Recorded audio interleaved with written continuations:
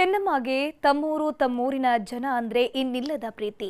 ಹೀಗಾಗಿನೇ ತಮ್ಮೂರಿನ ಜನ ಚೆನ್ನಮ್ಮಗಾಗಿ ತಮ್ಮ ಜಾಗವನ್ನೇ ತ್ಯಾಗ ಮಾಡಿದ್ದಾರೆ.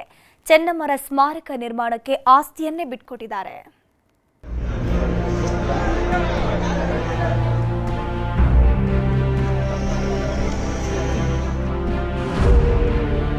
ನನ್ನ ಮೇಲೆ ಆಸಿಡ್ ಹಾಕಬೇಕು ಅಂತ ಇತ್ತು.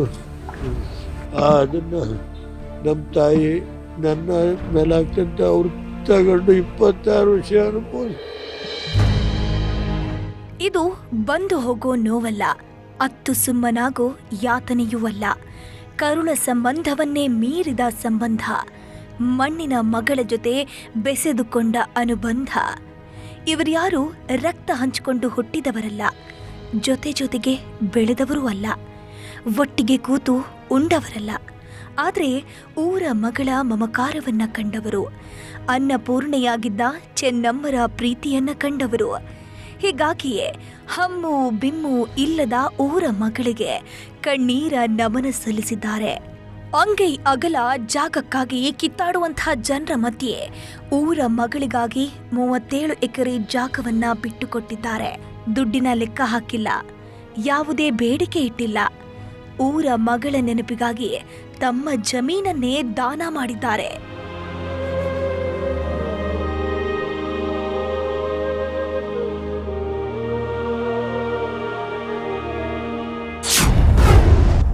ಅಗಲಿದ ಹಿರಿಯ ಜೀವಕ್ಕೆ ಗ್ರಾಮಸ್ಥರ ಕಣ್ಣೀರ ಬೀಳ್ಕೊಡುಗೆ.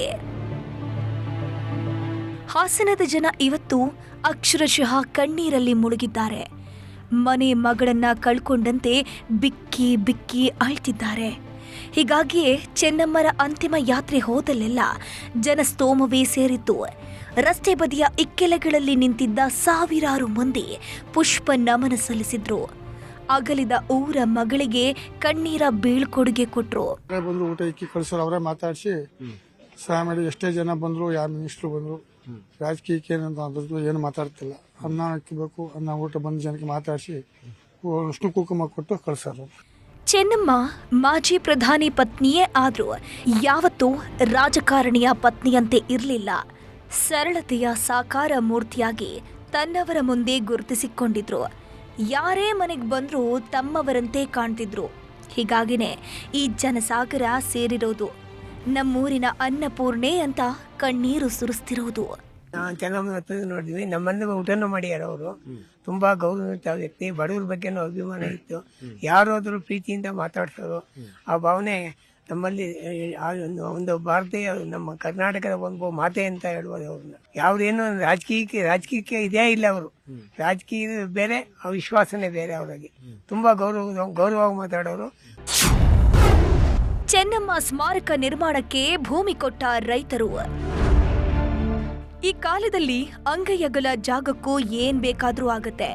ಒಡ ಹುಟ್ಟಿದವರು ಅನ್ಸ್ಕೊಂಡವರು ಆಸ್ತಿಗಾಗಿ ಏನೇನೋ ಮಾಡ್ಕೊಂಡಿದ್ದಾರೆ. ಆದ್ರೆ ಹಾಸನದ ಜನ ಚೆನ್ನಮ್ಮನಿಗಾಗಿ 37 ಎಕರೆ ಜಾಗ ಕೊಟ್ಟಿದ್ದಾರೆ. 10 ಗುಂಟೆ 1 ಎಕರೆಯಂತೆ ಒಟ್ಟು 37 ಎಕರೆ ಭೂಮಿಯನ್ನ ಕೊಟ್ಟಿದ್ದಾರೆ. ವಿಶೇಷ ಅಂದ್ರೆ ಇವ್ರ್ಯಾರು ಹಣಕ್ಕೆ ಡಿಮ್ಯಾಂಡ್ ಮಾಡಿಲ್ಲ. ದೇವೇಗೌಡರು ಮಾಡಿರೋ ಉಪಕಾರ ದೊಡ್ಡದು. ಹೀಗಾಗಿ ನಾವ್ಯಾರು ಹಣ ಕೇಳ್ತಿಲ್ಲ. ದೇವೇಗೌಡರು ನಮಗೆ ಒಳ್ಳೇದು ಮಾಡ್ತಾರೆ. ಹೀಗಾಗಿ ಸ್ವ ಇಚ್ಛೆಯಿಂದ ಜಮೀನು ಬಿಟ್ಟು ಕೊಟ್ಟಿದ್ದೇವೆ ಅಂತ ಹೇಳ್ತಿದ್ದಾರೆ. ಇದ್ದಕ್ಕಿದ್ದ ಹಾಗೆ ಅವರು ಮಾಡ್ತೀವಿ ಅಂತ ಹೊರಟಾಗ ನಾವು ಮನಸ್ಸು ಮಾಡ್ತೀವಿ ಅಂತ ರೈತರು ಸಹ ಒಂದು ರೀತಿ ಕೊಟ್ಟಿದ್ದಾರೆ. ಎಷ್ಟೋ ಮಕ್ಕಳಿಗೆ ಕೆಲಸ ಕೊಡಿಸಿದರೆ ಹೇಳಿ ಇವ್ರಿಗೆ ಕೊಡಿ ಅಂತ ಮಾಡಿದರೆ, 10 ಜನಕ್ಕೆ ಮಾಡಿದ್ರೆ ಅವರ ಈ ಶಕ್ತಿ ಮೀರಿ 6 ಜನಕ್ಕಾರು ಅನ್ನ ತಿನ್ನೋ ರೀತಿ ಮಾಡಿಕೊಡಿದ್ರೆ ಅದು ನಮಗೆ ಒಳ್ಳೆಯದು. ಚೆನ್ನಮ್ಮ ಬಗ್ಗೆ ಎಲ್ಲರೂ ಹೇಳ್ತಿರೋದು ಒಂದೇ, ದೊಡ್ಡಗೌಡರು ಕುಟುಂಬದ ಅನ್ನಪೂರ್ಣೆ ಅಂತ. ಹೀಗಾಗಿ ಚೆನ್ನಮ್ಮರ ಅಂತ್ಯಕ್ರಿಯೆ ವೇಳೆ ಊಟದ ವ್ಯವಸ್ಥೆಯನ್ನು ಮಾಡಲಾಗಿತ್ತು. ಬೆಂಗಳೂರಿನಿಂದ ಬಂದ ಬಾಣಸಿಗರು ಬರೋಬ್ಬರಿ 30,000 ಜನರಿಗೆ ಊಟವನ್ನ ರೆಡಿ ಮಾಡಿದ್ರು.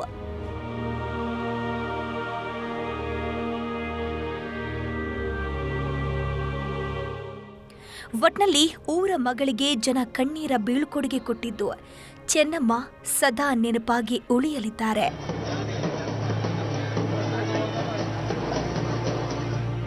Bureau report, news 18.